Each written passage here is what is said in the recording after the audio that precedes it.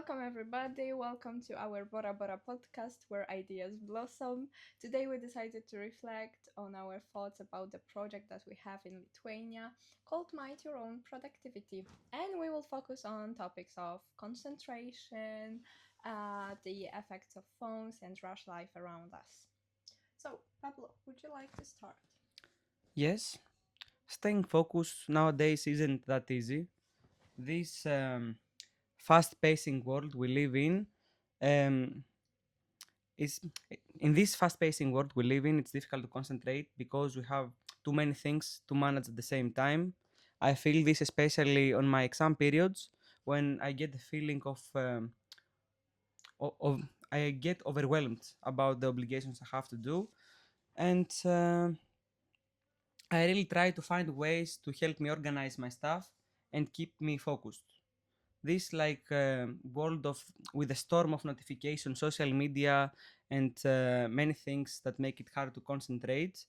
We have to find a way to get disciplined and help us like uh, organize our projects.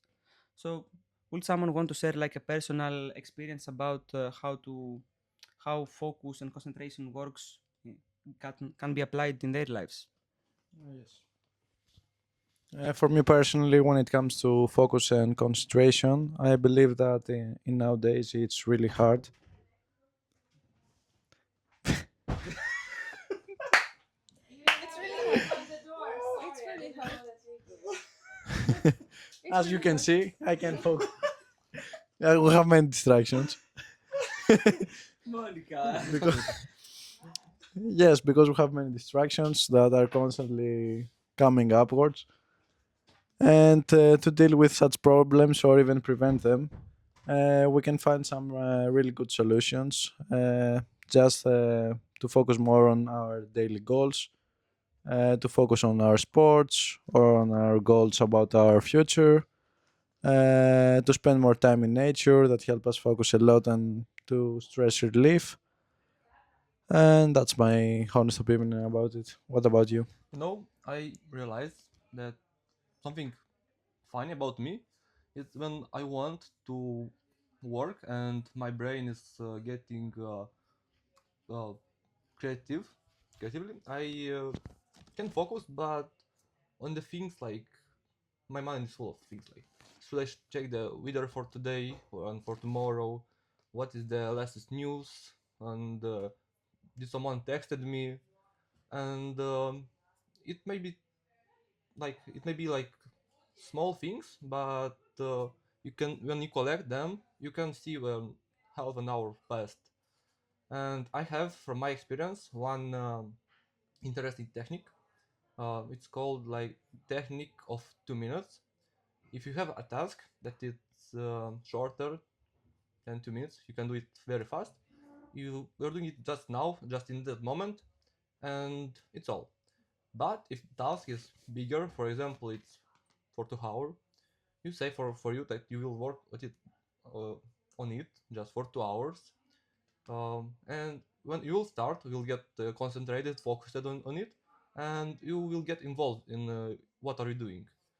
But if it doesn't help you, you can split your task in 2 by 2 minutes, Intervals? yeah, intervals, and it also can help you because you said for you have to write one full paragraph, but you don't write one full. You write like one sentence or two. Now you take like a sip of dry of something, and you can do it like step by step, and sometimes you will get focused and involved in it.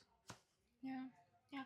You all like concentrate really on how mainly phones affect your focus.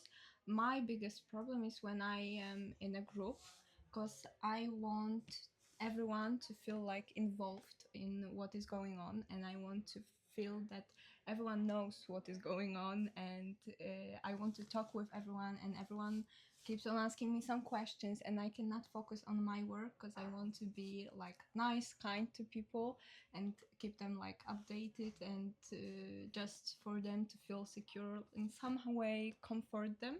So I personally it's my biggest like a problem. So when I want to focus, I have to find a place where I know I will not be distracted by people that will come, ask me questions, start a conversation, because I really enjoy it, and I cannot stop it. So if I have a task, I have to be alone, because other other people's company is like too too fun for me to focus on the tasks I have. So that's my problem. But we've come around the topic. You mentioned that the nature is helping. And here on this project, we have like a really great area where we can connect with this nature. Like you feel more connected and disconnected from the rush in our everyday lives.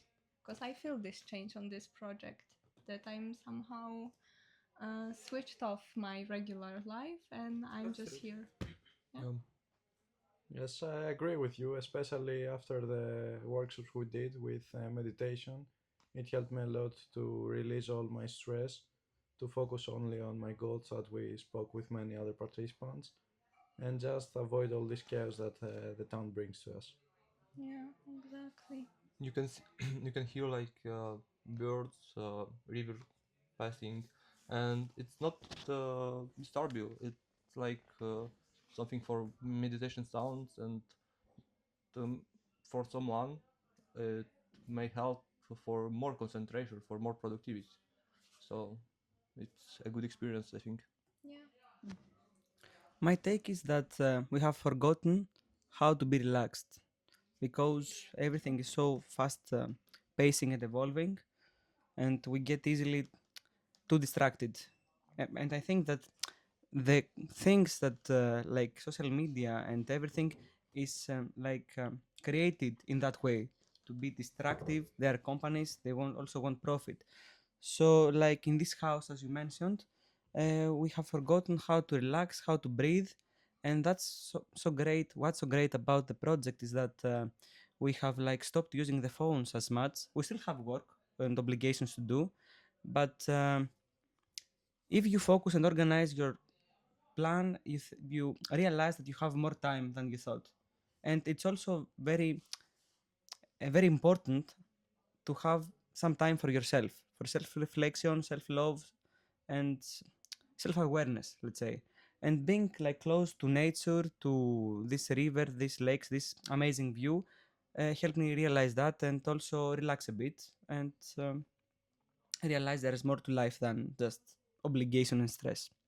Yeah, I think that the area here, the fact that we are in the middle of nowhere and the signal is not that strong, makes it harder to like scroll through social media just to scroll through it. Totally And play the role. yeah, I feel that just really often here I don't even know where my phone is. Like I leave it in the basket. Like a lot of people are leaving their phones. We have a special basket where you can leave a phone, and a lot of people are using this opportunity. We are really trying to focus on workshops. Not many people are like in their phones during the activities, and I feel like it's helping to like we can also see that we do not need those phones as much as we think we do. Totally. But would you agree that the most distracting, the device that, like, let me rephrase it. Would you agree that our phones is like the device that gets us distracted the most? What's like your opinion on that?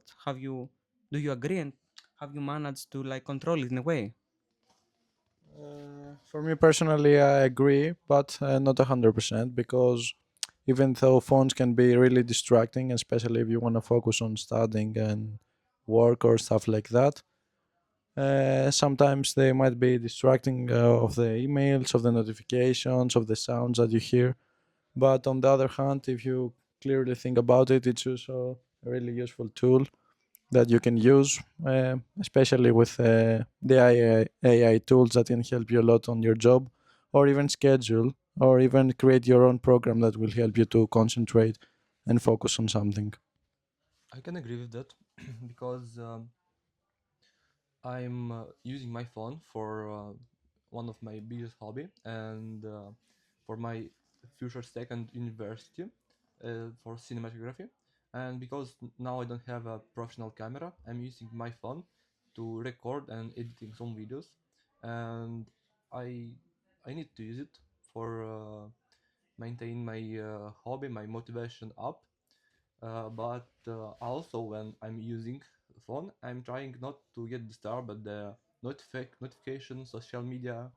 If for you it's hard to not to concentrate on them, you can use a different application that can block notifications from social media and other apps, or also you can turn off internet, uh, and it also help.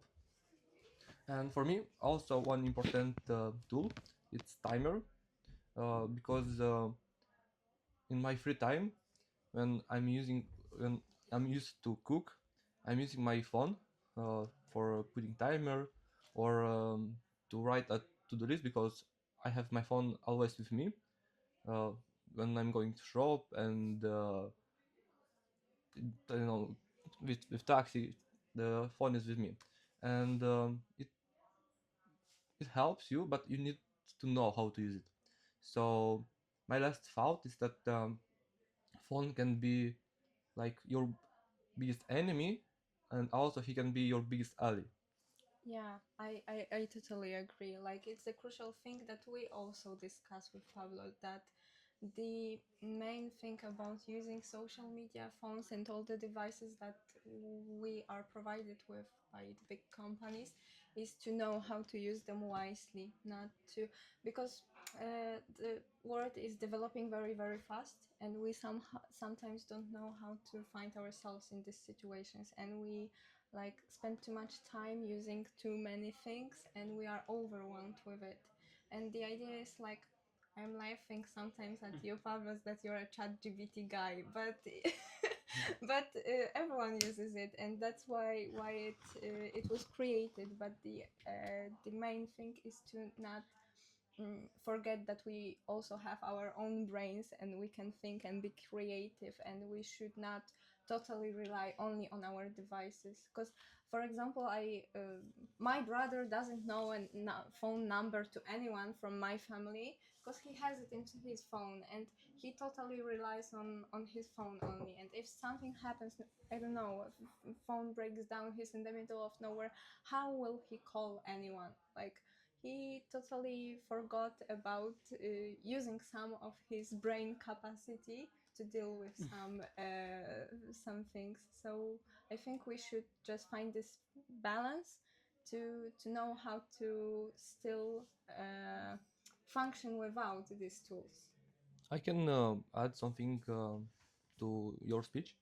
Uh, Now a lot of people at the school, at the university, they're using their phone, scrolling, and to respond to the message in time of election, when teacher is speaking and then lesson is going.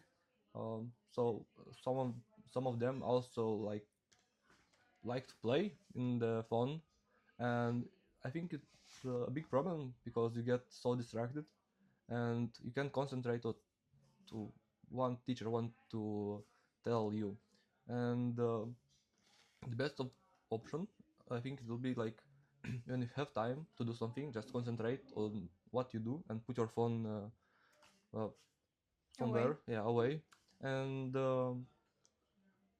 try to finish your work, your task, as fast as you can, as good you can.